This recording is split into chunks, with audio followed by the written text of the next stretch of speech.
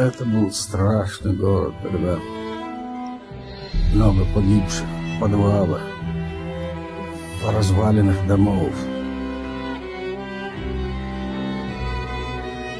И Всевышним было предопределено, что